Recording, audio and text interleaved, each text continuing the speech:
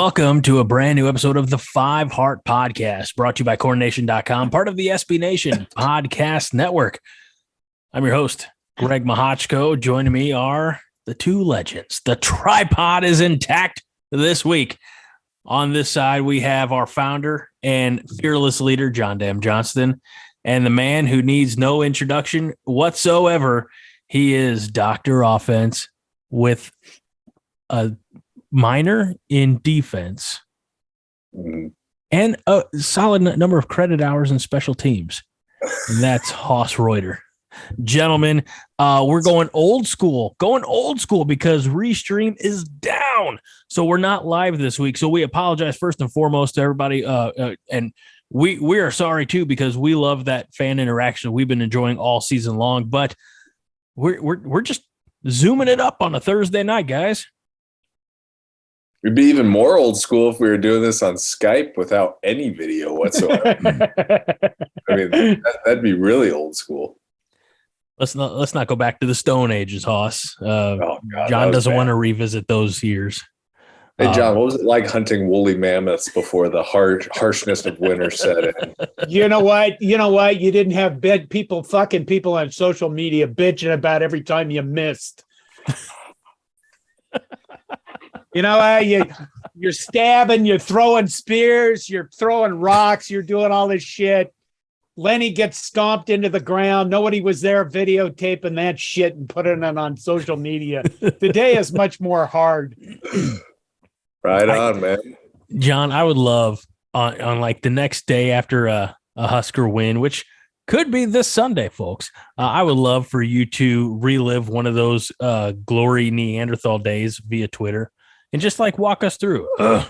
Woke up, grunt, hit wife with club.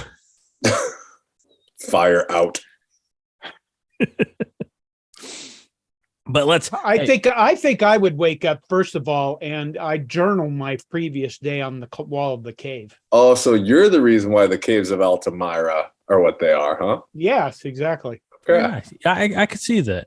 Very nice artwork, by the way. Now my hands are all shaky. I was going to say, you definitely peaked in the Mesozoic era. So. Were you the Paleolithic Bob Ross? All these terms. You know what? I still do cave drawings, but they just look like a guy that was hunting mammoth addicted to crack, you know, shaking all over the place and shit like that. Oh my God. Let's get to it. Doing? Yeah. Let's get to football. We had football on a Friday night as the Huskers were in Piscataway last Friday to take on the Rutgers Scarlet Knights. And as Hoss was so kind to remind us, it was the last time they won a Big Ten game on the road. It was 2 years ago with empty stadiums. We all remember that fun feeling. But let's also give credit where credit's due. And Nebraska was like, hey, we want to play football.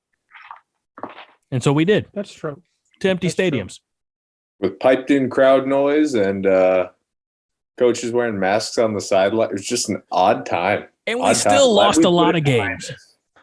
Yeah, we still lost 5 games. You know, got stomped by Ohio State and lost Northwestern. Yeah, I don't need to recap that. I don't need to recap that. No. You know what? Because we're in a new era now. We're in a new era. We're in a new era. You know, it's 2022 AF. 2022 after Frost. Well, let's talk about it because, boy, that first half was bowling shoe ugly. And Casey Thompson is getting beat up as much as Adrian Martinez was, if not more, because Martinez, and maybe it's a scheme thing, maybe it's a play call thing, or maybe it's I don't want to say trust, because I think that Mickey Joseph, I think Mark Whipple trust Casey Thompson, but Adrian Martinez got out and ran quite a bit more than Casey's doing. But his offensive line is doing that man no favors. Hoss, as our go-to offensive line, I don't want to say guru or judge, Consultant. But thank you. Aside from the answer being everything and everyone, what is going on? What is the problem up front? Well, there's a few problems. one, we are poorly coached. And you can see that with identifying fronts and stunts pre-snap, like Bryce Benhart against Oklahoma, kind of getting deked by them overloading him to one side. Second of all, we've recruited poorly at that position. And this is going to not make sense at first. Hopefully it makes sense by the time I get done describing it. We've recruited, on paper, very talented guys. You know, Turner Corcoran might be one of the most talented guys Nebraska's ever signed as a recruit. But the problem is that we signed guys who don't fit into specific positions that they're playing in right now. Turner Corcoran, we've learned when, like, Teddy Prohaska is healthy, is a guard, and he's a very good guard at that. And then when you have to slide him out to tackle, it's evident that he's not cut out for that. Bryce Benhart is not an offensive tackle. Functionally, he just doesn't really move around like you would expect an offensive tackle to in space, gaining depth, width and depth on the kick step. A lot of times it's just he drops straight back from his stance and it's easy for the defender to get around him. And then lastly, I think the play calling plays a little bit into it from the standpoint that we probably have the most boring, blandest offense, spread offense in college football. I mean, this is, if it were to be a food, it'd be ham sandwich on Wonder Bread, Oscar Mayer ham on Wonder Bread sandwich. It's boring. It's bland. You know what? That's a mighty fine sandwich, sir. How dare you? I did the Wonder Bread part. Come on. I mean, Yeah. my God. Yeah. Thank you, John. Thank you. No, but to piggyback a question on top of that. Yeah. Did this offense not need to be a little bit simplified? Or is a simplified offense different from a bland offense? No, very different. Very different. Simple. You can be simple and you can still be effective, provided that you're well coached and you have guys in the right place. They're technically sound and they're good athletes. But we can't be simple when we're not very dynamic up front.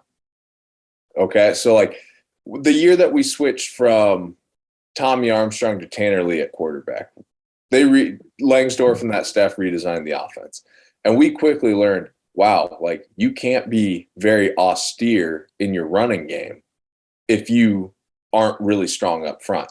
So like if you aren't strong up front, you need to run your quarterback because that evens things up. And we saw Adrian Martinez bailed us out of a lot of jams the past few years. I mean, credit where credit is due. He bailed us out of a lot of problems. He probably single-handedly kept us in that Michigan game last year. And so bland is not synonymous with simple, but bland is when you're not very good up front and you don't feel like you need to get creative in order to move the football. And again, like I disagree with a lot that Frost has said, but I agree 100% with him what he said after the game in Ireland, where he said, there are guys on the staff who are going to learn that you have to be a lot more creative on the offensive side of the football in this conference. That's the truth. John, I have a question for you, and it's going to piggyback on Adrian Martinez. And I want folks to understand I'm not making comparisons, but using the dynamic of when a head coach and a quarterback depart, split from one another. In a Belichick Brady situation, you can see, was there one, element of that was carrying more weight than the other, and perhaps buoying some of that success. I think, probably when you look at New England now versus the Tampa Bay Buccaneers, you'd almost say, Tom Brady was that element. Scott Frost and Adrian Martinez, was there one element that was dragging the other person down? And based on at least the small sample size of this season where, we had Scott Frost as the coach, you would almost say that Adrian Martinez now has the ability to thrive a little bit more in an environment that does not include HCSF. Okay, oh my God. What are you asking me? Was it Scott Frost or Adrian Martinez the problem? In a word, yes. I I'm going to blame Scott Frost for everything. Honestly, I think he was so. I'm not kidding. By the time he showed up for this fall, he was so checked out of what he was doing. It was almost like a Bo Pelini, like from that audio tape or whatever it was, or a press conference after the Iowa game in 13. If you want to fire me, go ahead and fire me. Yeah, I mean, that's basically what he was doing. I don't think there was any. I think you could go back and look at this team in the first like 2 games of the season or 3 games of the season and realize that was kind of, I don't know, like a psychotic, having a freaking psychotic father in charge of a family and the oldest brother is holding it all together. Barely. And then the oldest brother went off to fight the Rebs down in Dixieland, and everything just fell apart. I got about the offensive line. I mean, when you look at this, I mean, we have Joey Mancino. We got Ezra Miller. What happened to Ezra Miller? He has not played a snap, I believe, all year, unless I've missed it. Noah Stefersky. What's he doing? Didn't even know he was on the team. Nuruddin Nouili. We know what happened to him because of steroids. Keegan Manning. Don't know. Brock Bando, Brant Banks. Brock Bando, he plays somewhat okay when he rotates in. About the only guy that I'm comfortable with on the offensive line saying they're actually doing an okay job would be Trent Hickson at center. Michael Lynn, sophomore out of Greenwood Village, Colorado. That is a guy on our roster. He is still on the team. Eli Simonson.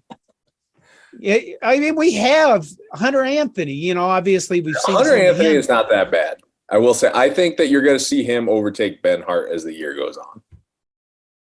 Now, ideally, I think this offensive line is completely different if Teddy is healthy, meaning that you get to play Corcoran at inside at guard, and then if Nouili wasn't suspended for steroids for a year, you put him at the other guard spot. Then you can work, you decide what you want to do with Hunter Anthony or Ben Hart at right tackle, then Hickson holding down at center. Or you can, you can put Latovsky at left guard and Corcoran at right tackle. Instead, like, we get dealt a pretty crappy hand right out of the gate back in April, right after spring football, with the suspension, year-long suspension for Nouili. And then top that off, you hire the assistant offensive line coach off the worst offensive line in football last year, and you think that's going to make a difference. Kevin Williams. I have tried to support every hire that Nebraska's ever made, assistants or head coaches. The Donovan Rail hire, I hated that from day one. I continue to hate it more and more. Yeah, it's okay. Is it even going to pay off in the way that they'd hoped by hiring him? No. Yeah. No. Because, margaritas in Scottsdale, Arizona, and, not showing up to things, Scott Frost, just piece all those things together and you can get a good idea. Okay. I asked Matt Slauson about the line. I said, I concerned, I asked him, what do you think about the offensive line? It's just terrible because they're bad players or bad coaching. And he responded, it's a DM on Twitter. By the way, those guys, Matt Slauson and Danny Woodhead, had a really nice podcast. Yes, they do. And you guys should go listen to it. What's the name of it? Come on. I'm brain farting now. Yeah, I'm drawing a blank too. I'm loaded full of a bunch out of nowhere medicine. So out of nowhere is the name of the podcast. Okay. Matt Slauson replied, to me, it's a combination of both. I watched Greg Austin coach these guys the last couple of years, and he was coaching them correctly. But when game day came, they would freeze up and make mistakes everywhere. Well, that's a big thing. I was actually talking about that to someone earlier this week. I thought Greg Austin shouldn't have been fired last year. I thought that he was basically a patsy for Scott Frost because of how much Scott Frost would meddle in the offensive line, overruling Austin on technique, on scheme, on who's starting. So to hear Slauson say that, I'm very happy to hear that because, again, I don't think Greg Austin should have been fired. Yeah, I'd agree with that. I mean, it's pretty obvious now. Yeah, and I think a lot of the reason why his firing came was because he's one of the few people that would would disagree with Scott. Yeah. Okay. When we look at the game against Rutgers, something we've talked about in the last few games is overcoming adversity, and that maybe the new mindset for this ball club under Mickey Joseph, where they went into the locker room down 13-0. And I think a Nebraska team anytime in the previous 4 years would have been like, okay, well, it's time to, phone it in, or, let's get Logan Smothers some more reps, or, something, not to take anything away from Logan Smothers. That's not what I mean, but, time to work in, the backups, because they lacked a little bit of that fight. And maybe I'm being over generous by saying they lacked a little bit, but they came out and, they took care of business. Not pretty, but I always say, the only stat that matters is the scoreboard at the end of the game, and we had more than they had, and we're still atop the rankings, atop the Big Ten West. So but let's talk about, without getting necessarily the specifics of the win, but just the maybe the evolution or the growth these guys have had mentally, where they're not so frail, when they get down. Yeah. I think first and foremost, that game, if that's Scott Frost and Eric Chenander presiding over the team, I think you're looking at something like a 27-10 loss, all told, just not answering the bell in the second half and fighting and clawing your way back in to win that game. I think that there's a decidedly different attitude on this team that's from the culture, fighting. And you hear Mickey Joseph in the videos that they release each week, hunt or be hunted, we're going to fucking hunt, I think it's become pervasive throughout the entire program. And it's refreshing to see that we went into a hostile stadium. I don't know how hostile it was because it wasn't an actual sellout. You'll never convince me. It was still in New Jersey. The smell itself. The smell itself was probably hostile. Yeah. It was their second consecutive sellout. And look, we know that sometimes sellouts are just they're artificial. Yeah. But you go into a hostile environment on a Friday night and you find a way to steal a game. And that's one of the things that it was refreshing to see, is like you see teams all throughout college football that they go on the road, they play poorly, but they make just enough plays to, grab the W and head home. And I think that's a very underrated mindset in college football. Sometimes you just got to win ugly. You're not going to put up 45, 50 points every week. You're not going to look polished in everything you do. But being able to go into somebody else's house and steal a win, that tells me that there's a culture of toughness there that's starting to develop. John? Well, I think that the biggest key to this is the defense. I mean, I think that the change in the defense has been incredible, where they just, you saw guys trot down the field against Oklahoma, and now you see Malcolm Hartzog, true freshman, who would have never seen the field before, the other guy was fired. Well, we'd probably still be 2 years away from seeing him on the field if Frost was still here. And he's become a star, like in 2 games. Yep, there was and here's the thing about that. Early on in that Rutgers game, he got yanked because he got burned. Was that the Rutgers, or was that? No, it was Rutgers. Yeah, because he got that start in the was it the slot? Nickel. Yeah, he got burned, and then he came back and he made up for it. And I think that's just amazing and pretty tremendous, and it gives you a lot of hope for maybe they can do some more stuff this season. Well, I don't. Go ahead, John. Go ahead. Oh, I was going to say, speaking of DBs, you also see, Miles Farmer, who looked absolutely lost when Chenander was the DC, looking like he knows what he's doing, playing that center, single high safety, playing center field, so to speak, in a cover 3 scheme. He looks like the player we thought he was going to be based off flashes from last year and in 2020. And then you're starting to see the biggest encouragement is like about Hartzog. you're seeing guys grow up week to week. You're seeing incremental improvement, actual tangible incremental improvement. And that is why I'm so happy to see this team growing up week to week. Now, I mean, we're a pretty ugly team. There's no denying that. We're not going to win any, beauty pageants in terms of, how well we play, how stylistic it is. But, if we can just go in there and play our brand of football and drag people into a rock fight, go do what you can do. Go win. You might win a few games. It's the Big Ten West. Big Ten West loves rock fights. Look at Iowa, Illinois the other night. Oh, my God.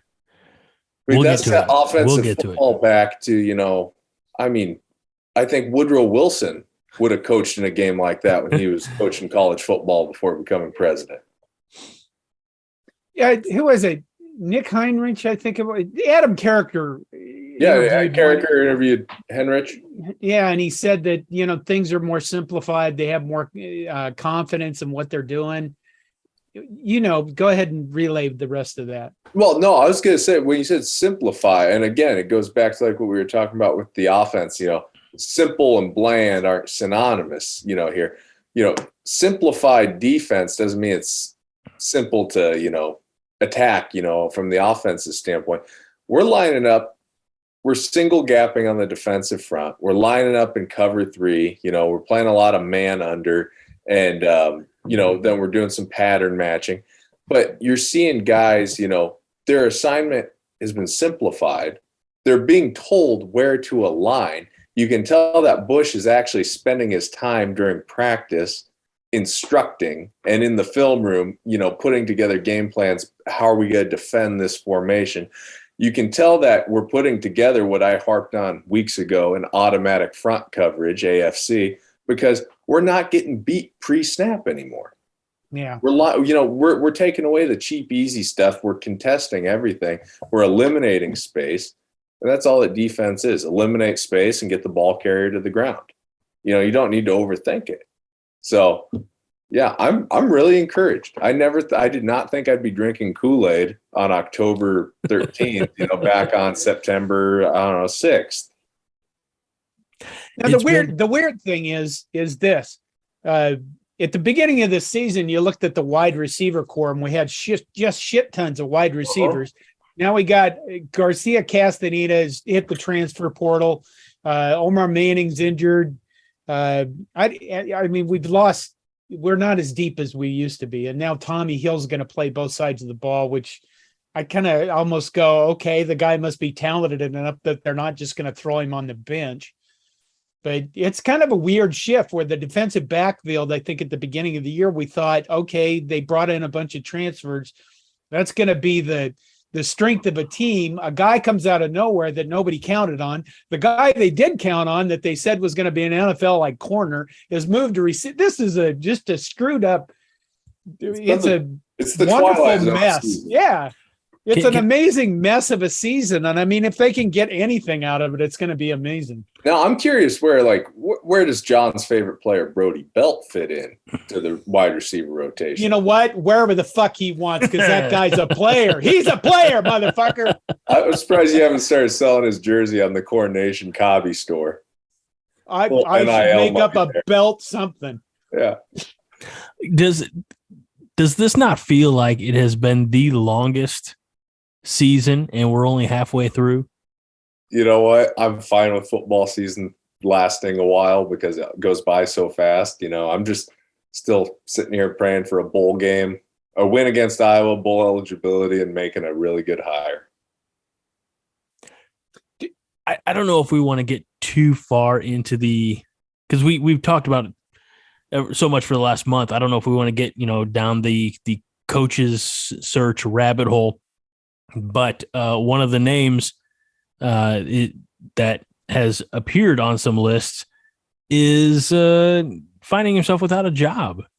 Now, John would call him the little Ewok that could, but Matt Rule, Haas, in your opinion, I don't know. There's something in me says, and look, I get that college football and NFL football are two different things, and certainly like Nick Saban is a example of that. I'm not comparing Matt Rule to Nick Saban. I'm not going to do that, but it seems really odd to be considering bringing in what I think most could call a failed NFL coach to head up, this team, this program that we all love so much.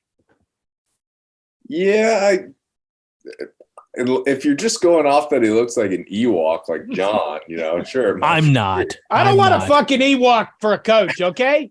Buy him a razor. It matters. That's fair enough. They didn't take down the empire. They were just there on the planet where it happened. Do you even know the name of the planet, John? It's like Endor or something. Okay, you get the point. I think that NFL failure is not synonymous with college failure because, at any rate, but especially because the dude won at Temple. He won at Baylor. He's a good coach. He walked into a situation at Carolina where they never had the quarterback situation figured out. He was working with a GM who he didn't see eye to eye with in terms of personnel. And then, their best player, Christian McCaffrey, was injured 90% of the time that, he was coaching there. So I think he's a good football coach. Whether he looks like an Ewok or not, he's still a good football coach. Whether he fails in the NFL or not, he still is.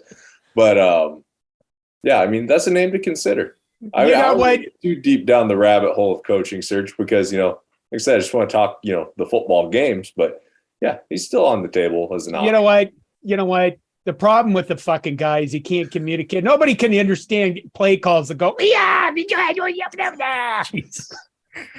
Everybody got to learn that shit. I guess nobody could steal your signals. No, it'd be like the Navajo wind talkers, Yeah. Well, he's got $40 million. He has $40 million. I don't think he coaches this year. He's going to get paid $834,000 a month to sit on the couch. I'm trying to figure out how many years I have to work to get that much, and he's getting all it in of a them. month. You have to work all of them. It's not. Greg, just make sure one of your three sons becomes a really top flight college or NFL football coach. Okay. Okay, I'll do my best.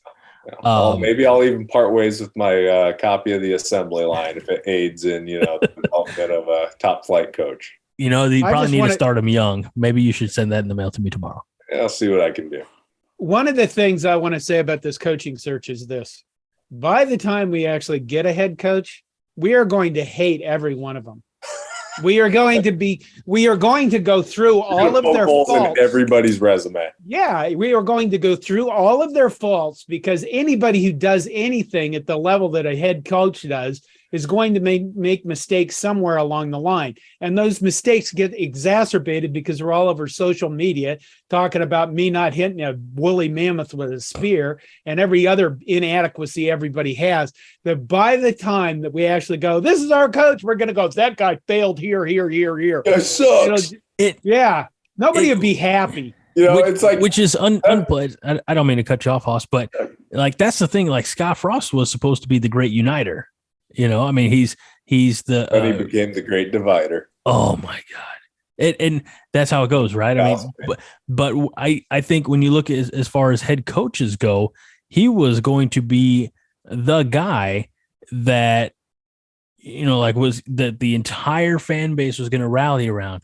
And boy, it didn't take too long for that first error in the armor. And went 4-8, and then he went 5-7, and then it was like, wow, this guy is a fraud. You were supposed to bring balance to the force. It's like Nick Nolte, in Blue Chips at the end where he has that, at the press conference where he just quits, but he's talking about, how they paid players, and he's like, I became what I despised. Yeah, Scott Frost became what he despised, another failed head coach at Nebraska. Yeah. After he wrote that blog for the Lincoln Journal-Star, John, you remember what I'm talking about? Oh, 2007. Yeah. Sometimes I think I care too much, I think is how it started. Yeah. Oh my God, I forgot about that. Let's go on to the future. Yes, the future. And we got 8 minutes and 54 seconds left to discuss Purdue and get our predictions in, boys. predictions for Purdue. Yeah, and John, you shared an article from the Purdue Rivals or 247 or whatever combination that looks like they're going to be without their top two running backs. Doru's still out, and he's day to day. They have there are a lot of quality athletes that they had last year that are no longer wearing the black and whatever tan, I don't know, whatever Purdue colors. So without, getting to the predictions yet, what, aside from like a expansive overhaul on the offensive line, like Haas, what are some of the keys to a Husker victory on Saturday? Taking pressure off the offensive line with your play calling. So good passing game, quick passing game, so you're throwing stuff based on pre-snap reads. That's just the snap, then boom, the ball's out. The screen game, bubble screens, hitch screens, getting the ball to the running backs on the perimeter, whether that's on a flare or a stretch play or even, a little quick pitch out of the shotgun, even though we haven't ran that all year, that'd just be something that comes to mind. I think you have to probably start to look at working in Logan Smothers at times situationally, just because the dimension that he gives you with his legs. I also think you have to get Casey Thompson involved in running the ball. I think that's going to have to be a crucial ingredient for success moving forward this season. You mentioned Logan Smothers, and John felt like he just popped a blue chew 15 minutes ago. Yeah, I saw that reaction. Hey, you know how you take pressure off the offensive line? How's that, John? You get O'Shawn Mathis to earn his fucking nil money this game. You get after their asses, and you get Aiden Connell to throw some interceptions to Malcolm Hartzog, and he returns them to the 20, and you only have to go 20 yards to score. That's how we're going to do this. I was also going to say that defensively, we really got to cover Payne Durham and Charlie Jones. Yeah. Charlie, it says from this article that Charlie Jones is not 100%. He's kind of beat and banged up, and his production has been going down. But Durham is a big target tight end, and I feel like that's just a mismatch for damn near anybody we got defensively. Yeah, if we had JoJo Doman, still be perfect for him. Reimers is more of a. I just don't know if there's a back or if there's an answer for that type of Reimers offensive weapon. Yeah, Reimers has a bruised sternum, I think. Yeah, he can probably play through that. I'm just guessing it's a bruised sternum from that hit against Rutgers, but I think he'll play. We didn't talk about it. We need to briefly. Speaking about hits in Rutgers, when Anthony Grant lowered that shoulder along the sideline, yes, I thought it looked like the defender thought that Grant was just going to step out of bounds, and so he eased up, and then Grant just like, okay. Did you see when the defender's laying on the ground there, he goes to get up and you could tell for a split second he wants to get up in Grant's face, and then he just lays back down and he's just like, nah. Like he's just like, nah. No, Anthony Grant. You got no one to hold him, you got no one to fold him. One of the things I love about Anthony Grant is when he wakes up on game day, he chooses violence, Yeah, choose violence. Yeah, solve your problems with aggression. Right. There's one place you can do it, and that's the football field. I guess hockey rink too. But back to Purdue. You can do it anywhere if you really just don't care. But, and we live in a society of laws, so. We live in a highly litigious, society. Back to Purdue. Look, this is, I don't know. I feel like Nebraska's got some momentum going their direction. But this is going to be, no disrespect to Indiana or Rutgers, but this is going to be a step up in competition. And Haas, I know you've pointed out in the past that, boy, Jeff Brom certainly has Nebraska's number. He's coached circles around Scott Frost and Eric Chenander. The only win that Frost had against Brom was in 2020, the COVID year. And a lot of that was because we scored I believe we scored on a 1-yard touchdown to start the game because we blocked a punt on Purdue's first drive. And then we got another short field off a turnover. So we just we created, wasn't that some points there. Rondale Moore sat out that season, didn't he? Yes, he did. Yeah, but they still had David Bell. True. And they had Bryson Hopkins, the tight end, who now I believe is with the Colts, if I'm not mistaken. I could be wrong. But that's the only time that Frost beat Brom. Other than that, 2018, 2019, 2021, the game plans that Brom had against Nebraska were they were exploitive. We'd get exploited in those games. Okay, well, I think we've seen that the last defensive coordinator we had was honestly a bucket of shit. The guy fucking sucked. He was terrible. Within 2 weeks, another guy stepped in, took over his job, and made it 100,000 times better than it was. He didn't even know how to have his defense aligned to basic formations. At that point, that's coaching malpractice. I agree. Oh, God. Okay, earlier you said, and I agreed with you, earlier in this season, Haas, you said that Purdue would wipe the floor with this. Do you still think that's true? No. If this was still a Scott Frost coach team, I think that Purdue would probably go for 40 or 50 on us. But now just with this change that we've seen, and even though we are not really all that good in any phase of the game, but we're getting better, we're trending in the right direction, I think we'll be right there with them. I really do. And, even though the last time we had a win as a double-digit underdog was the 2005 Alamo Bowl against Michigan.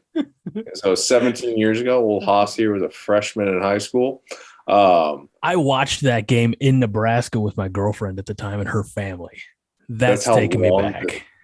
God, we're all old. I mean, John, he was probably off on a big game hunt with Colonel Patterson in Africa, at that point. All right, Haas, what is your prediction? I'm going to go with Nebraska gets the quarterback run game involved a little bit, and defense comes up with 3 turnovers. Nebraska 32, Purdue 28. John. I did a video for this earlier, and I simplify it. I predicted Nebraska wins 45-42 because of a Trey Palmer return for a touchdown on a punt. I don't know about anything that specific. I do think that if you're betting, you take the over. I think 63.5. Yeah, that total makes it 63.5. I think you're looking at I'm gonna say Nebraska 38, Purdue.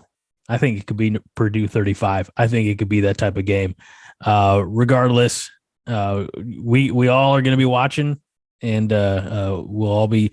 Make sure you're keeping an eye out on YouTube for John's post-game reaction. We'll be back next week. Hopefully back live. Hopefully Restream gets their shit together because we miss you all. We love you all. And we will see you next time on the 5 Heart Podcast, where we remind you each and every week that 5 Heart is all the heart you need. John? Go Big Red! Win the damn game.